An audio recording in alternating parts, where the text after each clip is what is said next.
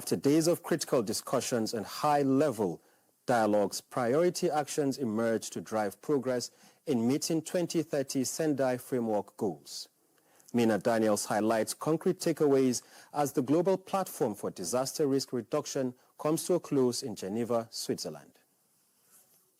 2023 alone, 399 disasters claimed over 86,000 lives, affected 93 million people, and caused economic losses of approximately $202.7 billion US. These alarming figures underscores the urgent necessity for a robust, accurate, and timely loss and damage assessment mechanisms to facilitate effective recovery and secure timely financial support.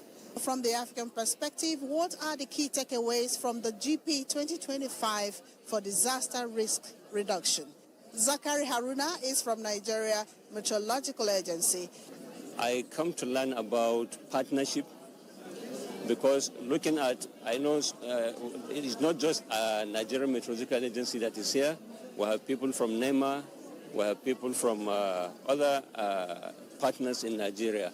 But key part of it is partnership and inclusiveness.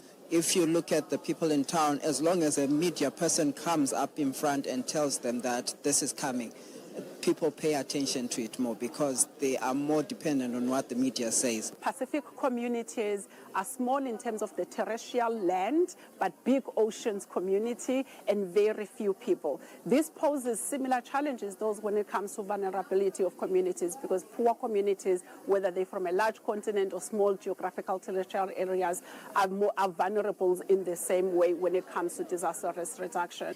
It was unanimously agreed by participants that the success of disaster risk reduction mechanisms hinges on inclusivity, as vulnerable population, like people living with disabilities, women and children, must be considered in all disaster risk management strategies by government at all levels. There are many countries that are willing to support the developing world and the least developed world to increase their infrastructure.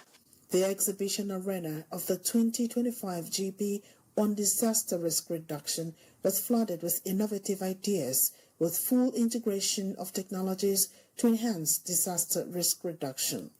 And as the doors of the GP 2025 for Disaster Risk Reduction Conference in Geneva, Switzerland closes for the year, the United Nations Office for Disaster Risk Reduction is full of hopes that the action achieved during the conference will materialize, achieving the Sendai framework in less than 5 years. From Geneva, Switzerland, Mina Daniels, NTA News.